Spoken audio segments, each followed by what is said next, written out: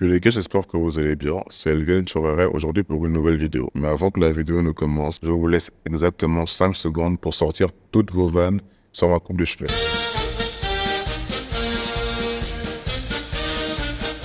J'en ai laissé 6. Mon deuxième prénom, c'est Clémence. Le troisième, c'est Générosité. Déjà, aussi, avant de commencer la vidéo, c'est la première fois que je me pose depuis un petit moment dans ce décor qu'on aime tant. Et du coup, c'est une vidéo que j'ai écrite au Maroc. Une vidéo qui m'a fait beaucoup penser à celle de... L'histoire m'a beaucoup fait penser à celle de Bongo. Mais vous verrez, elle est un peu différente. Parce que cette histoire ne se passe pas sur le continent africain, mais en Amérique. Un héros bien trop souvent oublié par l'histoire, un peu comme Bongo. Mais en Amérique, dites-vous qu'il est célébré de manière annuelle. Ce n'est pas n'importe qui, c'est un grand nom. C'est simple, il a le statut, le titre de libérateur des Amériques. Né le 15 mai 1545, ayant appartenu à une tribu répondant au nom des Brans, je ne sais pas comment ça se prononce, mais ça s'écrit comme ça. Yanga pour certains ou Nyanga pour d'autres, est issu d'une famille royale gabonaise. Et à l'époque, les familles royales ne sont pas des gens qui se la coulent douce. Ce sont des statuts qui sont souvent contestés et souvent, faut user de la force pour affirmer son statut. Donc très tôt, ce statut a forgé son caractère. Du coup, avant d'être le prince, un héritier ou justement d'une famille royale, c'est avant tout un guerrier. Un guerrier prêt à prendre des armes quand il le faut. Et comme vous le savez sûrement, nous sommes à ce moment-là au XVIe siècle. Et le XVIe siècle est, comme nous l'avons appris à l'école, une grosse période d'esclaves. C'est-à-dire la période coloniale bat son plein. C'est cette partie de l'histoire où les gentils blancs se sont dit méchants africains, on va les prendre pour les déporter un peu partout. Et le Gabon étant un pays côtier, on a énormément fait les frais.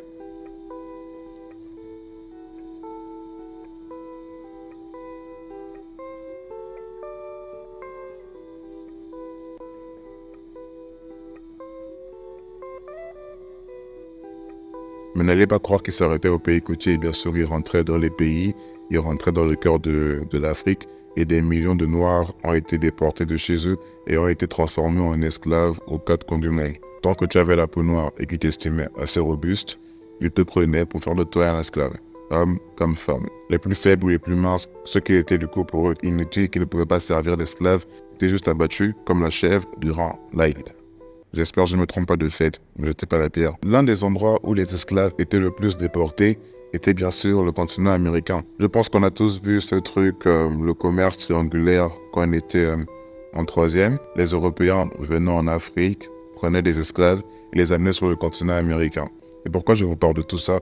Eh bien, c'est parce que dans les années 1500, Yonga est capturé par les colons espagnols afin d'être transporté comme esclave dans les terres promises qui était la Nouvelle-Espagne, tout simplement. Du coup, je ferai pas de dessin. Blanc arrive. Oh, noir, prenons-les. Ce sont des Pokémon. Et Yanga faisait partie de ceux qui ont survécu à la traversée. Je parle de survivre parce que la traversée était faite dans des conditions horribles pour les esclaves. On parle quand même d'un pourcentage de près de 50% de personnes qui ne survivaient même pas à la déportation entre le continent 1 au continent 2. Ils étaient entassés les uns sur les autres. Certains étaient jetés à la mer, c'était n'importe quoi. La traversée en elle-même était déjà une épreuve. Et Yanga a réussi cette épreuve et a ainsi atterri sur le continent américain, plus précisément au Mexique. Et encore plus précisément dans l'actuel état de Veracruz. Veracruz.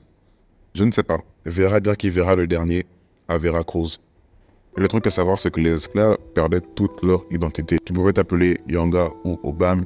Les esclaves décidaient de t'appeler comme ils voulaient. C'est ainsi que le prénom de Gaspard fut rajouté à Yanga et qu'il fut maintenant appelé Gaspard Yanga ou Gaspard Nyanga. Je vous l'ai dit, certains disaient Yanga, d'autres Nyanga. C'est pas très clair à ce niveau. C'est ainsi que notre Gaspard national est déporté dans les plantations de canne à sucre. À l'époque, le Mexique comptait la plus grande population d'esclaves africains juste après le Brésil. Sauf que comme je vous l'ai dit plus tôt, Yanga n'était pas juste un gars qui avait la coulée douce. Non, il venait de famille royale. C'était un guerrier. Il ne se laissait pas faire par rapport au traitement qu'il avait. C'est pour ça qu'en 1500, je vais lire, j'ai oublié.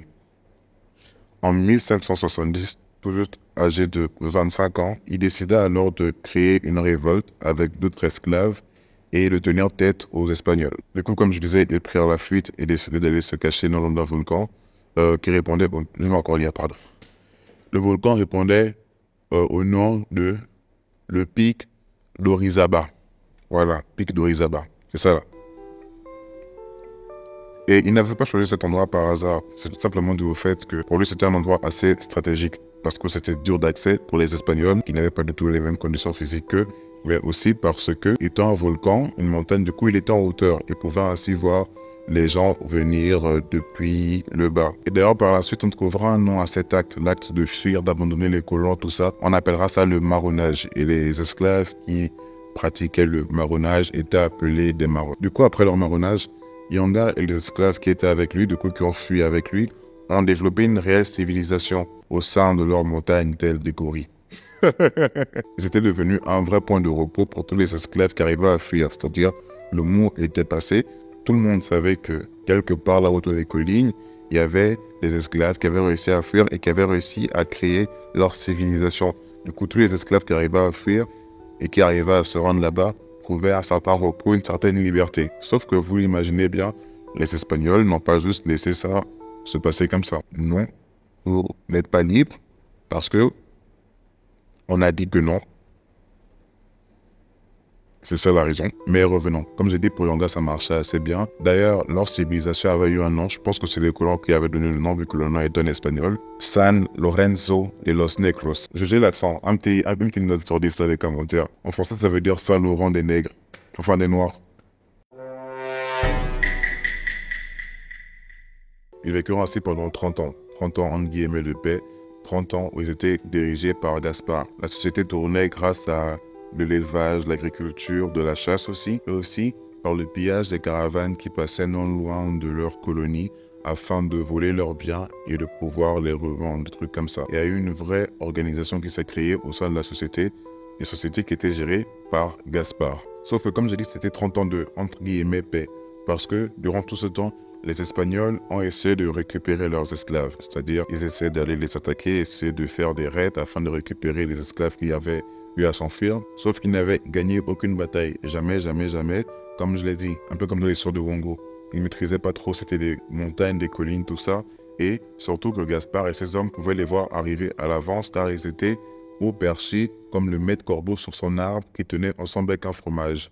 Oh, corbeau, que tu es beau, donne-moi un peu de cheese. Nope.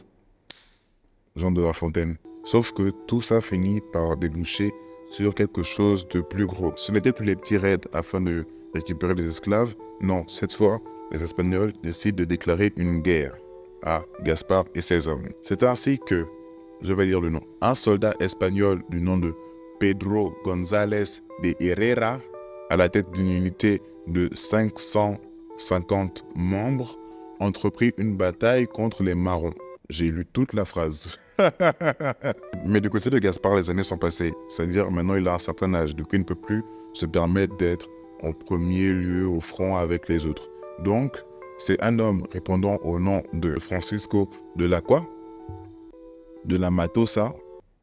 C'est quoi ce blaze, frangin? Un ancien esclave d'origine angolaise qui avait la charge de conduire les combattants marrons. Mais Gaspard était toujours là, sauf que lui, il avait un peu le rôle de la tête, c'est-à-dire l'organisateur stratégique, machin et tout. Tu sais, le haut gradé qui n'est jamais au front, mais qui est quand même là. C'était Gaspard. Sauf qu'avant de prendre les armes, Gaspard a d'abord essayé de créer un dialogue avec les Espagnols. C'est-à-dire, ils avaient capturé des hommes et ils proposaient de libérer l'homme, le soldat capturé, afin de cohabiter. C'est-à-dire, on vous rend ce qu'on vous a pris, mais juste vous nous laissez tranquilles vivre là où nous sommes. On ne cherche pas les problèmes, sauf que les Espagnols, ils ont fait ça là. Non, on ne veut pas. Cabron. Et après ce refus de coopération de la part des Espagnols, c'est ainsi qu'eut lieu la bataille de 1609. Pourquoi je regarde comme ça? Je sais pas. Je ne vois même plus parce que là je vois par-dessus là, et là il n'y a plus les verres de lunettes. Donc je vois même flou. C'est ainsi qu'une bataille sanglante commença. Les Espagnols se mettaient à brûler les habitations des Marrons.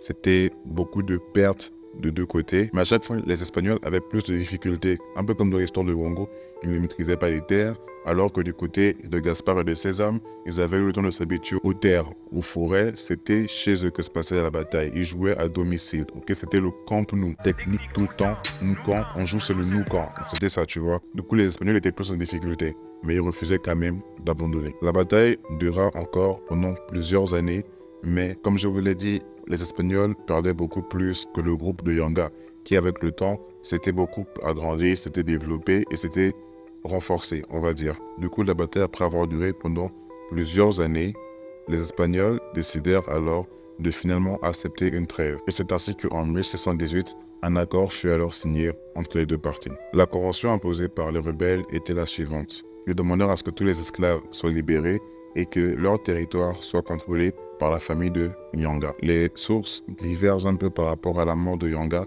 mais à la fin de la bataille, malheureusement, il n'était déjà plus là. Et ainsi, autour de 1630, la ville de, c'est parce que c'est devenu une ville entre-temps, la ville de San Lorenzo de Negros commença à se développer. Elle devient une petite agglomération qui s'appellera par la suite Yanga.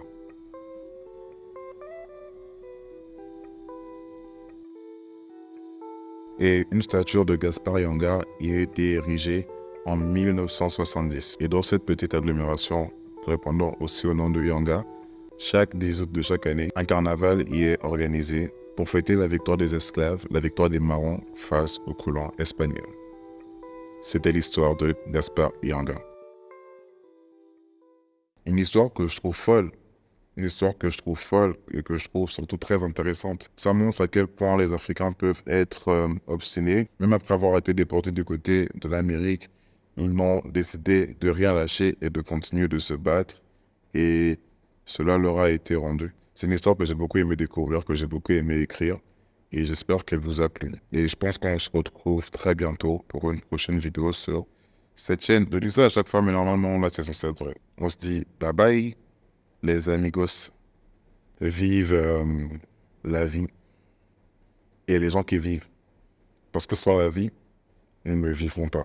Personne dans le monde ne marche du même pas.